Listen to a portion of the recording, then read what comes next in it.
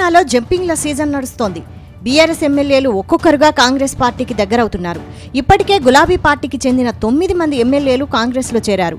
6 ఎమ్మెల్సీలు హస్తం కండువా కప్పుకున్నారు. మరికొందరు నేతలు కూడా పార్టీ మారతారని ప్రచారం జరుగుతోంది.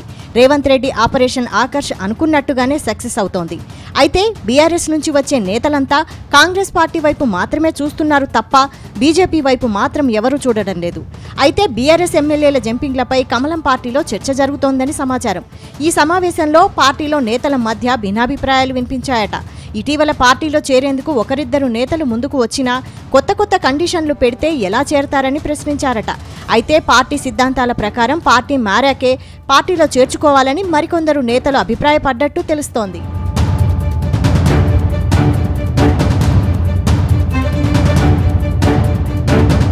పార్లమెంటు ఎన్నికల తర్వాత తెలంగాణ బీజేపీ మంచి జోష్ మీదుంది. ఇటీవల జరిగిన పార్లమెంటు ఎన్నికల్లో రాష్ట్రంలో అధికారంలో ఉన్న కాంగ్రెస్కు ధీటుగా 8 సీట్లు సాధించింది కమలం పార్టీ. గతంలో కంటే ఎక్కువగా ఓటు శాతాన్ని పెంచుకుంది. ఇంత బలం కలిగిన కాషాయ పార్టీ గులాబీ లీడర్లను ఎందుకు ఆకర్షించలేకపోయిందని సొంత పార్టీ నేతలే తలలు పట్టుకుంటున్నారట. ఇటీవలే మాజీ మంత్రి మేడ్చల్ ఎమ్మెల్యే మల్లారెడ్డి బీజేపీలో చేరతారని జోరుగా ప్రచారం జరిగింది. అదంతా ప్రచారాలకే పరిమితమైంది. బడా నేతలే కాకుండా క్షేత్రస్థాయిలో ఉండే చిన్న కార్యకర్తలు కూడా బీజేపీలో చేరడానికి ఇష్టపడడం లేదని తెలుస్తోంది. కిషన్ రెడ్డి, బండి సంజయ్, కొండా విశ్వేశ్వర్రెడ్డి, ఈటెల రాజేందర్, డీకే అరుణ వంటి పెద్ద నేతలున్నా బీజేపీలోకి ఇతర పార్టీలు ఎందుకు చేరడం లేదని చర్చ మొదలైంది. అయితే కమలం పార్టీ నేతల కండిషన్లకు ఓకే చెప్పలేకే కారు పార్టీ నేతలు మళ్లీ కలుస్తామని చెబుతున్నట్టు తెలుస్తోంది.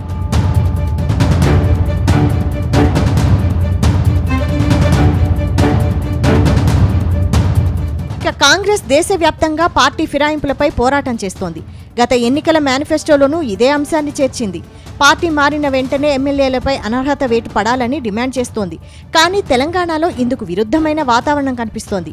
సీఎం రేవంత్ బీఆర్ఎస్ను ఖతం చేసే పనిలో బిజీగా ఉన్నారు. వీలైనంత త్వరగా బీఆర్ఎస్ను ఖాళీ చేయాలని చూస్తున్నారు. బీఆర్ఎస్ ఎల్పీని కాంగ్రెస్లో విలీనం చేసుకుని కేసీఆర్ను కోలుకోలేని విధంగా దెబ్బ కొట్టాలని చూస్తున్నారు. ఈ సమయంలో కాంగ్రెస్లో చేరడం ఇష్టం లేని కొందరు నేతలు బీజేపీలోకి టచ్లోకి వెళ్లారట. ఈ సందర్భంగా బీజేపీ నేతల కండిషన్లను విని షాక్ అయ్యారట. వాస్తవానికి బీజేపీ సిద్ధాంతాలు, విధానాలు వేరుగా ఉంటాయి. బీజేపీలో చేరాలి అనుకునే నేతలు ముందుగా ఆయన పదవికి రాజీనామా చేయాలి. ఆ తర్వాతే పార్టీలో చేరాలి అనే షరతులుంటాయి. బీఆర్ఎస్ నుంచి బీజేపీలో చేరాలి అనుకునే నేతలంతా తమ పదవికి రాజీనామా చేయాల్సి ఉంటుంది. ఈ కండిషన్ తెలిసి బీఆర్ఎస్ నేతలు బీజేపీ వైపు చూడట్లేదని తెలుస్తోంది. మొన్న జరిగిన అసెంబ్లీ ఎన్నికల్లో కోట్లు ఖర్చు పెట్టి ఎమ్మెల్యేలయ్యాం. ఏడాది గడవక ముందే మళ్లీ ఉప ఎన్నిక ఎందుకు కోరుకోవడం అని నేతలు వెనుదిరుగుతున్నారట. మరోవైపు కాంగ్రెస్ పార్టీలో పెద్దగా ఇలాంటి షరతులేమీ ఉండకపోవడంతో ఎమ్మెల్యేలు వరుసపెట్టి ఆ పార్టీలో చేరిపోతున్నారు.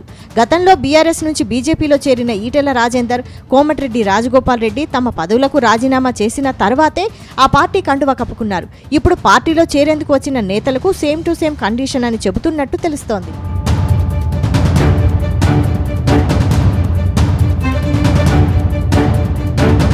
మరోవైపు రాష్ట్రానికి కొత్త సారథి ఎంపికపైన జోరుగా ప్రచారం జరుగుతోంది. మొన్నటిదాకా ఆ పార్టీ వర్కింగ్ ప్రెసిడెంట్గా పనిచేసిన కిషన్ రెడ్డికి మరోసారి కేంద్ర మంత్రిగా అయ్యారు. దాంతో ఆయన ఢిల్లీలో బిజీగా ఉంటున్నారు. ఈ నేపథ్యంలో రాష్ట్రానికి సరైన దిశానిర్దేశం చేసే నేతలే కరువయ్యారు. కొద్ది రోజులుగా కాంగ్రెస్ సర్కారుపై బీఆర్ఎస్ పోరాటం చేస్తోంది.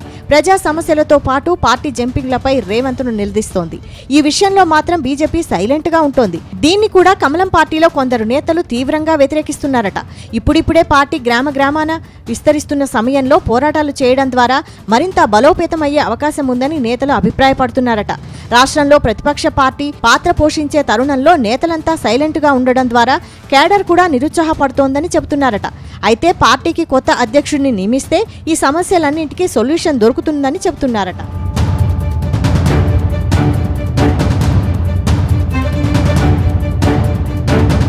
మొత్తంగా చేరికలపై దృష్టి పెంచి సమర్థవంతమైన సారథిని నియమించాలని బీజేపీ శ్రేణులు కోరుతున్నాయి. ఉండటానికి రాష్ట్రంలో 8 మంది ఎంపీలున్నా వారిలో వారికే పడడం లేదనే ప్రచారాలు జరుగుతున్నాయి. ఇక ఎన్నికల ముందు రాష్ట్రంలో హడావిడి చేసిన బీజేపీ అగ్రనేతలు సైతం ఇప్పుడు పార్టీ పరిస్థితిని పెద్దగా పట్టించుకోవడం లేదట. ఇలాగైతే రాష్ట్రంలో బీజేపీ బలపడేది ఎలా అనే ప్రశ్నలు కార్యకర్తల నుంచి బలంగా వినిపిస్తున్నాయి.